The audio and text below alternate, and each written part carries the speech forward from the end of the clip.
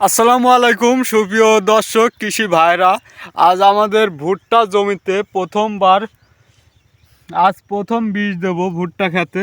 একদিন গত 2 দিন আগে সার দিয়েছি। আজকে আমরা ভুট্টা খেতে বীজ দেওয়ার জন্য চলে এসেছি। এটা আমাদের ঢোপ, এখানে পানি আছে 16 লিটার। আর এখানে আমরা বীজ নিয়ে এসেছি, কি বীজ দেব ভুট্টা খেতে এবং কেন দেব। আসলে ভুট্টা চাষ সম্পর্কে যারা নতুন তাদের জন্য আজকে ভিডিওটি খুবই গুরুত্বপূর্ণ।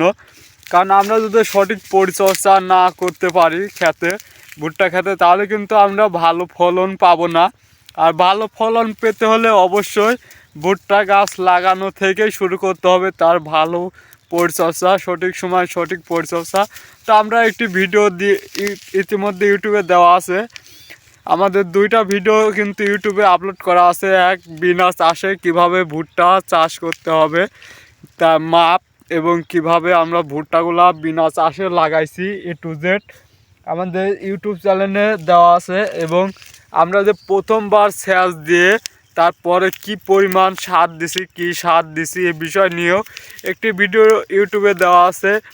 এবং আজকে আমরা প্রথমবার বিষ স্প্রে করব এবং কেন স্প্রে করব, ভিডিওটি না টেনে সম্পূর্ণ দেখতে থাকুন। তো বন্ধুরা, আমরা ভালো ফলনের জন্য অবশ্যই আমাদের গাছগুলাকে কিন্তু সতেজ রাখতে হবে। আর বীজ দেওয়ার একটি উদ্দেশ্য, বীজ দিলে কিন্তু অনেক গাছ দেখবেন আপনার ক্ষেতে, আপনি যদি নতুন ভুট্টা চাষ করে থাকেন তাহলে দেখবেন অনেক গাছ কিন্তু কেটে যায়, শুকিয়ে যায়। এগুলা কিন্তু গাছের মাছ কেটে দেয় পোকা। এই জাপ পোকা গাছ কেটে দেওয়ার কারণে কিন্তু অনেক গাছ নষ্ট হয়ে যায়। তো আমরা এজন্যই বিষ দেব আজ। এটা হলো অ্যামাজিন 5EC। এটা আমরা 16 লিটার পানিতে 2টা দেব, একটা আর একটা। আমরা 2টা নিয়ে এসেছি যেহেতু আজকে দেব, এজন্য 2টা দেব। আর সঙ্গে দেব আমরা তরল। শুধু পাতার বীজ দিলেই কিন্তু হবে না, সঙ্গে তরলও দিতে হবে। কৃষি ভাইরা, আসলে আপনাদের উপকারের জন্য ভিডিওটি করা। তো এটা হলো জাহিম 55EC। এটা 100 মিলি আনছি, যেহেতু আমাদের 8 কাঠা জমি, 8 কাঠা জমিতে আমরা 2-3 বার স্প্রে করতে পারবো। এটা দেব আমরা যে আমাদের 16 লিটার পানিতে 1 কাক, অর্থাৎ যে বোতলে যে কাক আছে এই কাকের 1 কাক আমরা 16 লিটার পানিতে দেব। আর সঙ্গে এটা টাপঘর। এই বীজটা কিন্তু খুবই পরিচিত, সবাই যারা কৃষিকাজের সাথে যুক্ত তারা কম বেশি সবাই এটার গুণাগুণ জানেন। এটা কেন দেয়, কিভাবে দেয়, এটা নিয়ে কথা বলার কোনো প্রয়োজন নেই।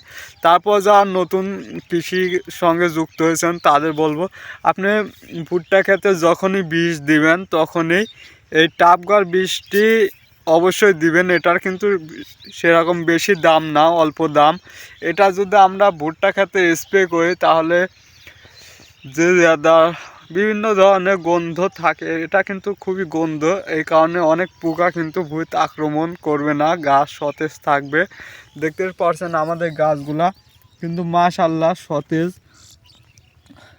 তো বন্ধুরা, এভাবে ভুট্টার খেতে যদি আমরা সঠিক সময় সঠিক বীজ এবং সঠিক পরিচর্যা করতে পারি তাহলে কিন্তু বিঘাতে 60 থেকে 70 মণ ভুট্টা আমরা পাবো ইনশাআল্লাহ, যদি সঠিকভাবে পরিচর্যা করি। এবং আল্লাহ যদি কোনো বালা না দেয় তাহলে অবশ্যই আমরা 20 কাঠা জমি থেকে 70 মণ হারে ভুট্টা উৎপাদন করতে পারবো।